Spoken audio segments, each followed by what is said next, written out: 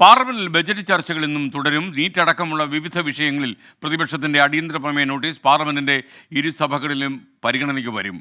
കേരളത്തിൽ നിന്നുള്ള എംപിമാർ കർണാടകയിലെ ഷിരൂർ രക്ഷാ ദൗത്യം അടക്കമുള്ള പല കാര്യങ്ങളും ഉന്നയിക്കുമെന്ന് രാധാകൃഷ്ണൻ ഡൽഹിയിൽ നിന്ന് റിപ്പോർട്ട് ചെയ്യുന്നു. രാധാകൃഷ്ണൻ ചേരുകയാണ്. ഗുഡ് മോർണിംഗ് രാധാകൃഷ്ണൻ, അഗെയിൻ പറയൂ.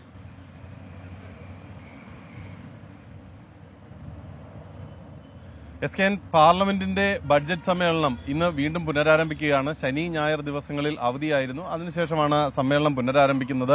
ഇന്നും ബഡ്ജറ്റ് ചർച്ചകളാണ് രണ്ട് സഭകളിലും, ലോക്സഭയിലും രാജ്യസഭയിലും നടക്കാൻ പോകുന്നത്. ഈ ബഡ്ജറ്റ് ചർച്ചകൾ പൂർത്തിയാകുന്ന മുറയ്ക്ക് ചർച്ചകളെ ഉപസംഹരിച്ച് ധനമന്ത്രി നിർമ്മലാ സീതാരാമൻ മറുപടി പറയും. വളരെ വലിയ പ്രാധാന്യമുണ്ട് നിർമ്മലാ സീതാരാമന്റെ മറുപടിക്ക്. പ്രത്യേകിച്ച് രണ്ട് സംസ്ഥാനങ്ങളെ കേന്ദ്രീകരിച്ചുകൊണ്ട് ഫെഡറൽ വ്യവസ്ഥയെ ലംഘിക്കുന്ന വിധത്തിലാണ് ബഡ്ജറ്റിന്റെ ലക്ഷ്യം എന്ന ആക്ഷേപം നിലനിൽക്കുന്ന സാഹചര്യത്തിൽ അതുമായി ബന്ധപ്പെട്ട അവരുടെ നിലപാട് ഏറെ പ്രധാനപ്പെട്ടതായിരിക്കും. ഒരുപക്ഷെ ഈ ബഡ്ജറ്റ് ചർച്ചകളിൽ പങ്കെടുത്തുകൊണ്ട് പ്രധാനമന്ത്രിയുടെ ഭാഗത്തു നിന്നുള്ള ഒരു പ്രതികരണവും ഉണ്ടാകാനായിട്ടുള്ള സാഹചര്യം ഇപ്പോൾ BJP വൃത്തങ്ങൾ ചൂണ്ടിക്കാട്ടുന്നുണ്ട്. ഏതായാലും നിലവിലുള്ള സാഹചര്യത്തിൽ രാഷ്ട്രീയമായി ബഡ്ജറ്റ് അവതരണ വിഷയത്തെ ഫെഡറൽ സംവിധാനങ്ങൾക്ക് യുക്തമല്ല എന്ന് വിവരിച്ചുകൊണ്ട് പ്രതിപക്ഷം മുന്നോട്ട് പോകുന്ന ഒരു കാഴ്ചയാണ് കാണാൻ സാധിക്കുന്നത്. ഇന്നും സഭയിൽ ഈ വിഷയവുമായി ബന്ധപ്പെട്ടും നീറ്റുമായി ബന്ധപ്പെട്ടും അടിയന്തര പ്രമേയത്തിനുള്ള നോട്ടീസ് ഇരു സഭകളിലും പ്രതിപക്ഷ പാർട്ടി അംഗങ്ങൾ നൽകുന്നുണ്ട്. ഷിരൂർ രക്ഷാദൌത്യവുമായി ബന്ധപ്പെട്ടിട്ടുള്ള ചില വിഷയങ്ങൾ കേരളത്തിൽ നിന്നുള്ള അംഗങ്ങൾ സഭയിൽ ഉന്നയിക്കും. അത് അടിയന്തര പ്രമേയമായിട്ട് ഉന്നയിക്കും. അഥവാ അടിയന്തര പ്രമേയത്തിന് അവതരണാനുമതി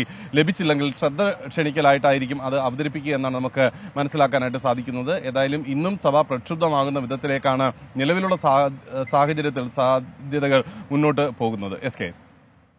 താങ്ക് യു രാധാകൃഷ്ണൻ.